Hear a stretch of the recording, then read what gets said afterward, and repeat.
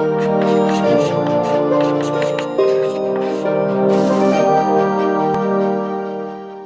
Friends, हम लोग बात कर रहे थे, अपना थर्ड चैप्टर को पढ़ रहे थे और उसी में जो आखिरी के टॉपिक्स हैं उसी को हम लोग कवर कर रहे हैं। एक है एडजस्टमेंट ऑफ कैपिटल, जिसको हम लोगों ने पिछले वीडियो में डिस्कस किया था, एग्जांपल भी देखा था, लेकिन इस बार एक काफी डिटेल्ड एग्जांपल देख रहे हैं जो हमें पूरे पिक्चर समझाएगा पूरे चैप्टर की। उसके बाद से एक छोटा सा टॉपिक बचता है जिसको हम लोग अपने अगले वीडियो में देखेंगे।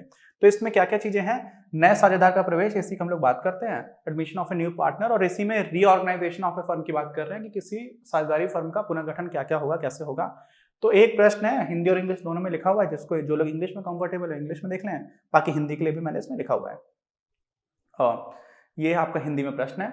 तो ए और बी हैं, एक फर्म में साझेदार हैं, 2:1 का इनके बीच में अनुपात है लाभ के विभाजन का, प्रॉफिट शेयरिंग रेशियो 2:1 है। अच्छा, अब सी है, वो फर्म के लाभ में 1/4 भाग के लिए प्रवेश करता है, एक नया पार्टनर आता है। फर्म में कितने रुपए लेकर के आता है? 30,000 रुपए की पूंजी लेकर के आया। तो पूंजी वाला अमाउंट 30,000 का है। ख्याति की कोई बात की हम लोगों ने, गुडविल की बात की अभी तक नहीं की, आगे होगी तो देखेंगे। अच्छा, और ए और बी की पूंजी उनके लाभ विभाजन अनुपात के आधार पर समायोजित की जाएगी।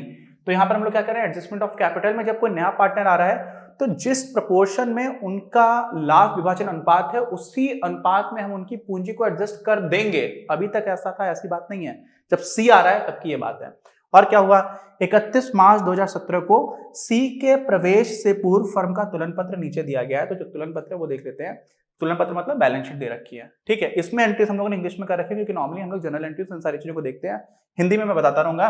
ये आपके तुलन पत्र में वही देताओं वाली साइड है और वो आपका उस तरफ परिसंपत्ति की साइड से, जिसमें क्रेडिटर्स यानी कि जिन लोगों से आपने उधार ले रखा है 8,000 रुपए उनको बनते हैं। बिल्स पेबल जो आपको बिल देने का भुगतान करना है आपको, मतलब जो फर्म है उसको 4,000 रुपए बनता है, और जनरल रिजर्व जो है वो 6,000 का है, ठीक। कैपिटल यानी कि पूंजी ए की 50,000 की है, बी की 32,000 की है।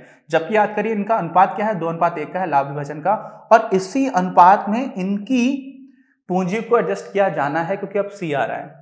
कैश इन हैंड ये आपका 2,000 का है, कैश एट बैंक 10,000 रुपए, सन्ड्री डेटर्स मतलब जिनसे आपने जिनको उधार दे रखा है, जिनसे आपको पैसे लेने हैं, तो आपको 8,000 रुपए कुल मिलाकर के इन लोगों से लेने हैं। अच्छा, स्टॉक में क्या है, 10,000 रुपए का, फर्नीचर क्या है 5,000 रुपए का, मशीनरी और बिल्डिंग ये आपको 25,000 40,000 का सब मिलाकर के 1 लाख रुपए का आपका बैलेंस इधर आ रहा है, 1 लाख रुपए का इधर आ रहा है। बैलेंस शीट ऐसा होना भी चाहिए था। अच्छा, ये अभी प्रश्न चल रहा है।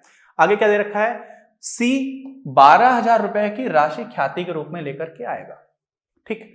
क्या क्या चीज होगी, कहां कहां पर होगी, सबको समझते हुए चलेंगे, फिर हम लोग इसका सॉल्यूशन देखेंगे। तो जो चीजें इंपॉर्टेंट है उसको आराम से समझिएगा। अब 12,000 रुपए क्या करिए, सी ख्याति लेकर के आ रहा है, तो जो हमारे पुराने साझेदार थे ए और बी, उनमें लाभ विभाजन अनुपात 2:1 था, तो इसी अनुपात में वो क्या करेंगे, इसको डिवाइड कर लेंगे। तो 8,000 रुपए किसको मिलेगा, ए को, और 4,000 किसको मिलेगा, बी को।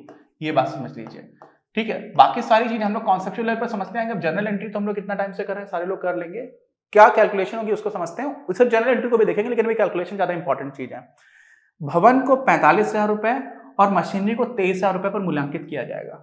हुआ क्या था, यहां पर देखो, यहां पे जो भवन था, बिल्डिंग थी, ये आपका भवन है, ये 40,000 रुपए का है, लेकिन इसका मूल्यांकन क्या हुआ है, पुनर्मूल्यांकन हुआ है इसमें, तो 45,000 रुपए का ये बन रहा है।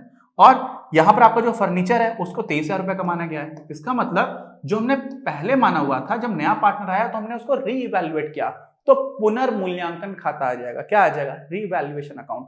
और रीवैल्यूएशन अकाउंट में अगर हमें प्रॉफिट हो रहा होता है तो हम क्रेडिट करते हैं, तो भवन के हिसाब से हमें 5,000 रुपए से क्या करेंगे, क्रेडिट करेंगे। तो हम रीवैल्यूएशन अकाउंट, पुनर्मूल्यांकन खाते को 5,000 रुपए से क्या करेंगे, क्रेडिट करेंगे। और 2,000 रुपए से तो हमें यहाँ पे नुकसान हुआ, तो हम 2,000 रुपए से क्या कर देंगे, उसको डेबिट कर देंगे।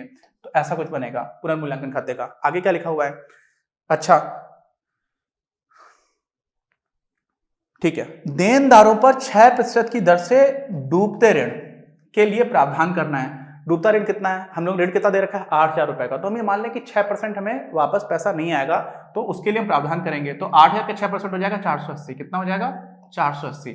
480 रुपए हमारा क्या हुआ, वापस नहीं आएगा, तो इसका मतलब भी एक तरह का नुकसान हो रहा है। तो रीवैल्यूएशन अकाउंट में ही हम लोग क्या करेंगे, 480 रुपए को भी डेबिट कर देंगे, ये चीज हो जाएगी।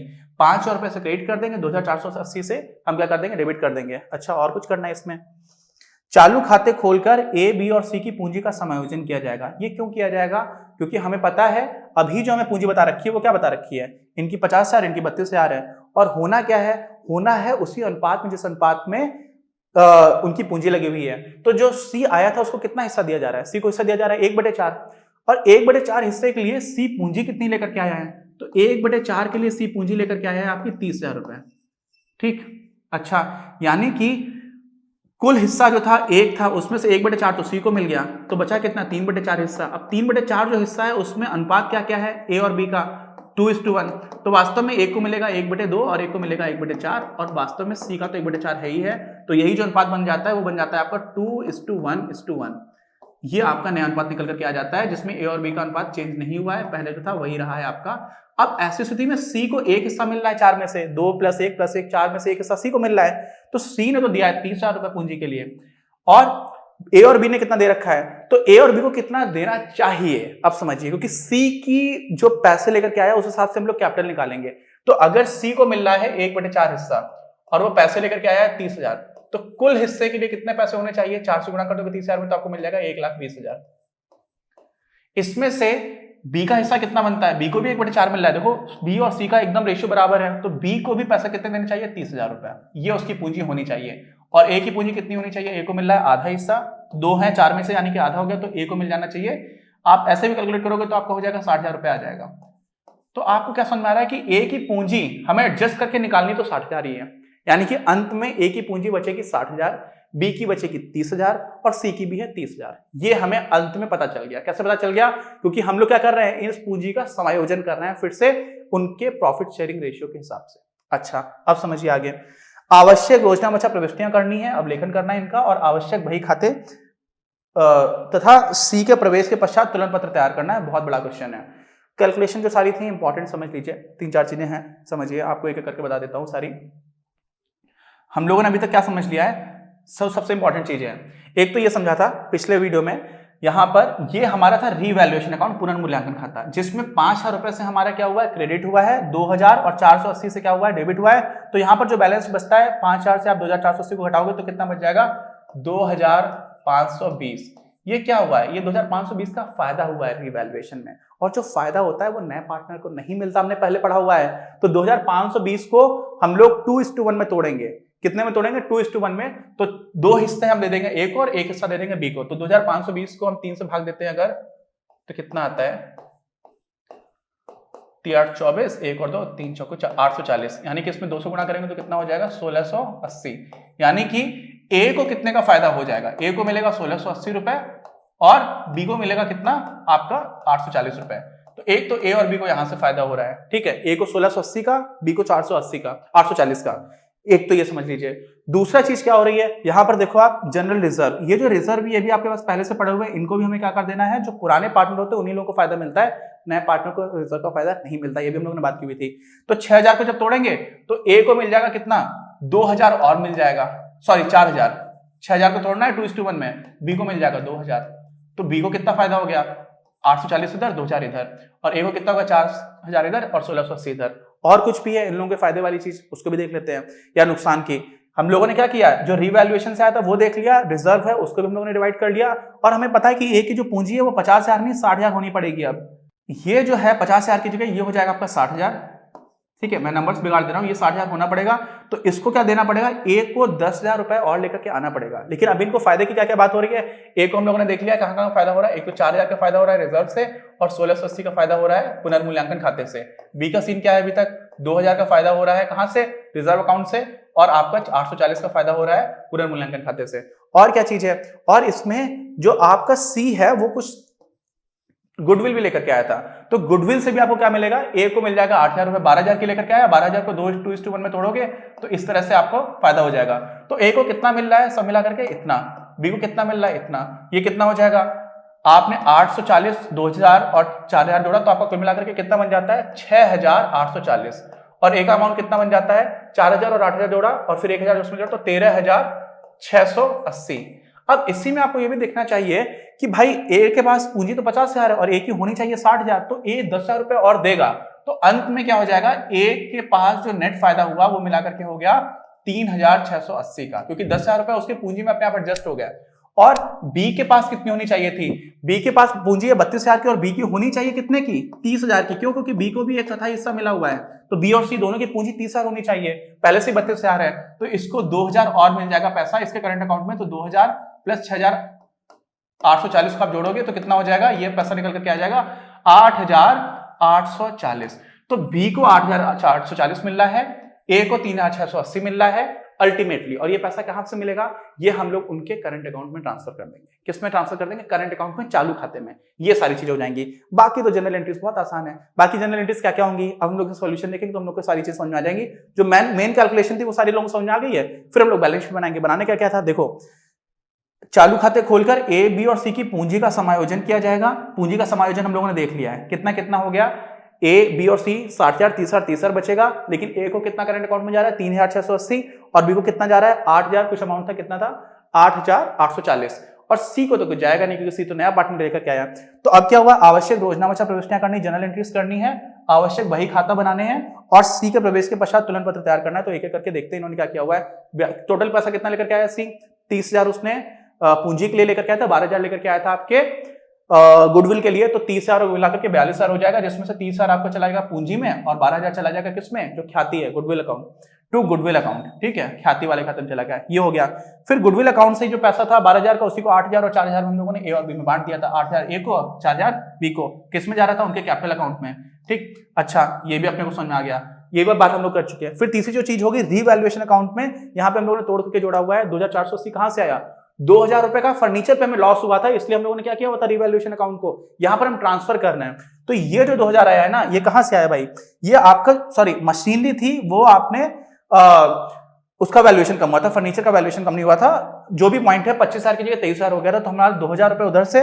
और टू प्रोविजंस, जो हम लोगों ने सोचा था कि हमें ऐसे ऋण है जो पैसा वापस नहीं आएगा, 6% निकाला था 8,000 का, तो वो हो गया था 480। तो ये जो मिलाकर के हमारा टोटल अमाउंट बना था, वो हमें रीवैल्यूएशन अकाउंट में तो लॉस हो रहा है, और रीवैल्यूएशन अकाउंट यानी कि पुनर्मूल्यांकन खाते में अगर हानि हो रही होती तो हम उसको डेबिट कर देते, तो हम लोगों ने उसको 2,480 से डेबिट कर दिया। ठीक, अब ये आ गया। ऐसे ही रिवैल्यूएशन हमारे दूसरी साइड से भी हुआ था बिल्डिंग का, जिसमें 40,000 की 45,000 वैल्यू हो गई थी, तो वहां पर हम लोगों ने रीवैल्यूएशन अकाउंट को क्रेडिट किया था। तो बिल्डिंग अकाउंट था, उसको हम लोग कर देंगे डेबिट। तो क्या हुआ, बिल्डिंग अकाउंट हम लोगों ने डेबिट कर दिया 5,000 से, वही बात, रीवैल्यूएशन अकाउंट को क्रेडिट कर दिया। अब यहीं पर 5,000 से क्रेडिट हो रहा है, 2,480 से क्या हो रहा था, ये डेबिट हो रहा था। तो 5,000 से जब 2,480 घटाया था, ये कैलकुलेशन हम लोग जो पहले कर चुके हैं, तो 2,520 मिला था, और 2,520 को हम लोगों ने 1,680 और 840 इन दो अमाउंट्स में ए और बी को दे दिया था, है ना। तो ये क्या हुआ था, यही 2,520 निकल करके आया, इसी को 1,680 और 840 हम लोगों ने ए और बी को फिर से ट्रांसफर कर दिया, कहां पर, उनके कैपिटल अकाउंट में। ठीक है, तो इन दोनों को दो जगह पर फायदा मिल चुका है। 12,000 वाला भी बांट दिया है, पुनर्मूल्यांकन खाते से बांट दिया है, अभी रिजर्व अकाउंट से बांटना बाकी है, तो वो भी हम लोगों ने ए और बी से यहाँ पर 4,000 और 2,000 बांट दिया। तो इन लोगों का क्या होगा, कुल मिलाकर कैपिटल बढ़ गया। लेकिन हमें पता है कि हमें कैपिटल भी समायोजित करनी है, किसमें, 2:1:1, 2:1:1 में, तो 60,000, 30,000, 30,000 बनेगा। तो उस हिसाब से इन लोगों का जो नेट अमाउंट हो जाता है वो 3,680 क्यों आ जाता है, क्योंकि 10,000 रुपए जो इसका एडिशनल आया था एक, वो इसके पूंजी खाते में एडजस्ट हो गया। ऐसे ही दूसरे वाले के पास 2,000 एडिशनल था पहले से बी का, इसलिए उसके पास 2,000 और जुड़ गया, तो 6,840 में 2,000 जुड़ करके 8,840 हो गया। और ये जो पैसे आए हैं वो कहां चले आएंगे, पूंजी खाते से आप यहाँ पर कम कर दोगे, कैपिटल और करंट अकाउंट में, चालू खाते में भेज दोगे। तो ए को मिलेगा कम, हालांकि ए को पहले से ज्यादा मिल रहा है, लेकिन ए को देखो भाई ज्यादा हर जगह पर मिल रहा है, यहाँ पर भी ए को ज्यादा मिला, यहाँ पर भी ए को ज्यादा मिला, और ऐसे ही ख्याति में भी ज्यादा हिस्सा मिला। लेकिन ए की पूंजी उतनी नहीं है जितना उसका लाभ विभाजन अनुपात है, इस वजह से उसको 10,000 रुपए देना पड़ गया। तो 13,680 की जगह उसको कितना मिल रहा है, 3,680 मिल रहा है, 10,000 रुपए उसके एडजस्ट हो गए। और यहाँ पर क्या हो गया, इसके पास 2,000 एडिशनल पहले से ही था, बाकी उसको पैसे मिल गए, तो इसके 2,000 जोड़ और गए। तो ये सारी चीज हो गई हमारी यहाँ पर जो जनरल एंट्रीज थी। अब रीवैल्यूएशन अकाउंट तो मैं आपको बता ही चुका था, सीधा सीधा यहाँ पर 2,520 आया था, इसी को हम लोगों ने बांट दिया था आपस में, ये तो सीधी सीधी हो ही चुकी है बात। अच्छा, और फिर क्या था, 3,680 कैसे आया था, 13,680 बना था, 50,000 था, लेकिन यहाँ पर हो गया 60,000, क्यों, क्योंकि 60,000, 30,000, 30,000 ये तो आपको स्टार्टिंग में पता चल गया था, क्योंकि हम लोगों ने देखा था जिस अनुपात में इनकी पैसे रहे, जिस अनुपात में प्रॉफिट शेयरिंग रेशियो है, लाभ विभाजन अनुपात है, उसी अनुपात में हम इनकी पूंजी बना देंगे, ये बात हम लोगों ने स्टार्टिंग में लिखी हुई है। तो उस हिसाब से इनके पास चालू खाते में कितना चला गया करंट अकाउंट में, ए को मिला 3,680, बी को मिला 8,840, और सी तो आया तो उसको तो कुछ मिलना नहीं था, तो यहाँ पर कुछ भी नहीं है, इसको छोड़ देंगे। ये हो गया। बैलेंस जो है वो कहां से आया था, तीन चीजें आपने ऐड की थी। पहले तो आपको पहले से ही पता था 50 और 32,000 बी के पास था, सी के पास तो कुछ था नहीं। अब क्या हुआ था, सी जो है वो अपना पैसा लेकर के आया था, यहाँ पर कुछ चीजें गलत लिखी हुई है, 30,000 यहाँ पर नहीं होगा, ये 30,000 का है, यहाँ पर 30,000 लिखा जाएगा जो लेकर के आया। अच्छा, अब गुडविल में 8,000 और 4,000 ये ए और बी में डिवाइड हो गया था, जनरल रिजर्व में भी 4,000 और 2,000 डिवाइड हो गया था, रिवैल्यूएशन जो था ना उसमें 1680 840 डिवाइड हुआ था। आप यहां से कैलकुलेशन करोगे आपको सीधी सीधी कैलकुलेशन दिख जाएगी, ये 30,000 यहाँ की जगह यहाँ पर लिखा होगा, बस ये चीज है। अच्छा, अब हमें क्या बनाना है, बैलेंस शीट बनानी है, तो बैलेंस शीट में बाकी सारी चीजें हम लोग एज इट इज रख देंगे। कैपिटल सबकी बदल गई है, 60,000 30,000 हो गई, सी की तो 30,000 थी, तो उस चीज को इंपॉर्टेंस देनी रहेगी। फिर ये क्या हुआ, पार्टनर्स के करंट अकाउंट को अगर आप ट्रांसफर करने की बात करोगे तो वही है, ए के पास 3,680 है और बी के पास वही है, तो जो भी हम लोगों ने लास्ट टाइम पर देखा ये जो अमाउंट बच करके आ रहा है ये करंट अकाउंट का ही है। अगर आपको अलग से करंट अकाउंट पूछा जाएगा तो आप देख लो सी को तो कुछ रहेगा नहीं। अब ये आपकी आ जाती है बैलेंस शीट, इसमें क्या क्या हुआ, जो आपके क्रेडिटर्स बिल्स पेबल थे उस पर तो कोई बात है नहीं, उसको एज इट इज आपने लिख दिया, उस पर कोई चर्चा हुई नहीं। बाकी हमें रिजर्व वगैरह सब कुछ बांटती है क्योंकि नया पार्टनर आया है, तो इसमें क्या हो रहा है, जो करंट अकाउंट है ना वो आपके मिलकर के आ रहे हैं 12,520 का, यहाँ पर हो क्या रहा है, पार्टनर्स करंट अकाउंट्स में ए और बी को ही रखेंगे, सी का तो जीरो है। फिर कैपिटल में आपको दिख जा रहा है, तो ये जो पैसे हैं वास्तव में पहले हम लोगों ने कैपिटल में लिखा हुआ था, लेकिन कैपिटल से ट्रांसफर हो गया, क्यों, क्योंकि हम लोगों ने पूंजी का जो अनुपात है वो बना दिया है, जो प्रॉफिट शेयरिंग रेशियो उस हिसाब से, तो ये आपका करंट अकाउंट का हो गया, जो भी एक तरह से हमारे शेयर होल्डर्स या पार्टनर्स हैं, यहाँ पे शेयर होल्डर नहीं पार्टनर है क्योंकि पार्टनरशिप फर्म है, उन लोगों को वापस किया जाएगा, तो उनके चालू खाते में पैसा दिख गया। बाकी ये सारी चीजें वैसी की एज इट इज नहीं, यहाँ पर आप समझ लीजिए आपने प्रोविजन कर दिया था 8,000 रुपए में 6% का, तो 6% आप घटा दोगे तो मिल जाएगा आपको 7,520, ठीक, तो ये चीज इंपॉर्टेंट है। फिर क्या हुआ यहाँ पर, लेस प्रोविजन, वही जो आपने प्रोविजन कर रहे थे उसको आप घटा दिया। फिर स्टॉक फर्नीचर इन सारी चीजों की वैल्यू बदल दी, ये 25,000 की जगह आपका 23,000 हो गया। मशीनरी ही है, सॉरी मैंने जब फर्नीचर बोला था, मशीनरी का ही 25,000 की जगह 23,000 की थी, और बिल्डिंग को हम लोग 40,000 लिखा हुआ था उसको 45,000 कर दिया। तो ये दोनों चीजें हम देख लेते हैं आराम से, सीधे बैलेंस देखती हैं। ये सारी चीजें इंपॉर्टेंट नहीं है, इसमें जो नई चीजें इंपॉर्टेंट हम लोग इस चैप्टर वाले पॉइंट ऑफ व्यू से थी वो क्या क्या थी, कि एक तो ये रेशियो आ जाएगा पहली बात, दूसरी बात पैसे कैसे कैसे बांटे जाएंगे ए और बी में, तो जो नया पार्टनर है उसको कोई भी रिजर्व में हिस्सा नहीं मिलेगा, वो जो गुडविल लेकर के आएगा वो भी पुराने साझेदारों को पुराने प्रॉफिट शेयरिंग रेशियो के हिसाब से मिलेगी, और जो हमें बताया गया है कि प्रॉफिट शेयरिंग रेशियो के हिसाब से हम लोग कैपिटल पूंजी का बना देंगे, वो भी हम लोग ने बना दिया। तो उम्मीद है इस क्वेश्चन के बाद से आप लोग खुद से प्रैक्टिस करिएगा तो फिर आपको डाउट्स नहीं रहेंगे, काफी इंपॉर्टेंट चीज थी इसलिए मैंने उसको आराम से डिटेल में डिस्कस किया है। तो अब हम लोग क्या करेंगे, नया लाभ विभाजन अनुपात, ये सारी चीज हम लोग कर चुके हैं, जो मैंने आपको कैलकुलेशन करके दिखाई थी। इसमें क्या था, सी का लाभ में भाग कितना था, 1/4 था, ठीक है, शेष भाग कितना हो गया, एक में से आप 1/4 को घटाओगे तो कितना हो जाएगा आपका 3/4। अब ए और बी के बीच में एक नया भाग क्या हो जाएगा, 3/4 में का 2:1 था, तो 2:1 का मतलब क्या होगा 2/3, तो ये कितना हो जाएगा 3/4 को आप 2/3 से गुणा करोगे, ठीक है, तो क्या हो जाएगा, ये 2 आ जाएगा, ये कट जाएगा तो हो जाएगा 1/2, तो ए का भाग हो गया 1/2, और ऐसे बी का कितना भाग है, ये 3/4 का 1/3 कर दोगे। ये क्यों 1/3 2/3 कहां से आया, क्योंकि ए और बी के बीच में जो अनुपात था वो 2:1 था, तो यानी कि 3 में से 2 हिस्से एक हैं, तो 3 में से 2 हिस्से को भी तो 2/3 बोलते हैं। इसी तरह बी का 1/3 हो गया, तो यहां पर ये कितना हो जाएगा, ये आपका हो जाता है 1/4, और 1/4 आपका सी का भी निकल करके आ गया, सी का तो पहले से आपको दे रखा है 1/4 है, तो यहां से हम लोग क्या कर दिया, ए बी और सी के मध्य नया लाभ विभाजन अनुपात है वो 2:1 होगा। कैसे आया, ए का आ रहा है 1/2, बी का आ रहा है 1/4, सी का आ रहा है 1/4, सारे में ही आपने क्या कर दिया, हर में लाने के लिए सब में 4 से गुणा कर दिया, तो 2 से भाग दोगे ऊपर हो जाएगा 2, यहां पर 4 से 4 कट जाएगा तो 1, फिर 1, तो 2:1 है, यही आपका निकल करके आ गया। ठीक, आगे बात समझ में। अच्छा, फिर क्या हुआ, ए और बी की नई पूंजी, ये भी हम लोगों ने देख लिया था, ठीक है, ये सारी कैलकुलेशन हम लोग कर चुके हैं। 30,000 था, 30,000 में 4 से गुणा किया तो 1,20,000 आ गया था सीधा सीधा, ठीक है, तो ए की पूंजी कितनी हो गई थी, 60,000 हो गई थी, 1,20,000 टोटल है। अब उसमें आपके 2:1 के हिसाब से क्या हुआ, 4 में से 2 हिस्से तो 2/4 हो गया, 2/4 से आपने गुणा किया था 1,20,000 को, तो कितना निकल करके आ गया था, बताइए 60,000। ये सारी कैलकुलेशन हम लोग पहली स्लाइड में क्या मतलब स्टार्टिंग में कर ली थी। ऐसे बी का कितना हो जाएगा, 1/4 से गुणा करोगे आप 1,20,000 को, तो आपको निकल करके आ जाएगा 30,000। ठीक है, ये सारी चीजें हम लोग कर चुके हैं, इसलिए मैं थोड़ा सा फटाफट कर दे रहा हूं। तो हम लोग का ये क्वेश्चन कंप्लीट हो गया। मिलते हैं अगले वीडियो में, जिसमें हम लोग जो लास्ट टॉपिक बचा है हमारे इस चैप्टर का वो देखेंगे। फिर हम लोग अपने अगले चैप्टर में चलेंगे, जिसमें साझेदार का रिटायरमेंट की बात होती है, उसकी मृत्यु हो जाती है, रिटायरमेंट हो जाता है, उसको भी देखेंगे। तो तब तक के लिए ऑल द बेस्ट और गुड उड़ा दीजिए। इस वीडियो के प्रायोजक हैं आप, और अगर आप ऐसे ही और वीडियोस बनाने में हमारी मदद करना चाहते हैं तो पैट्रियन पर जाकर या फिर स्क्रीन पर दिए गए QR कोड को स्कैन कर अपना योगदान जरूर दें।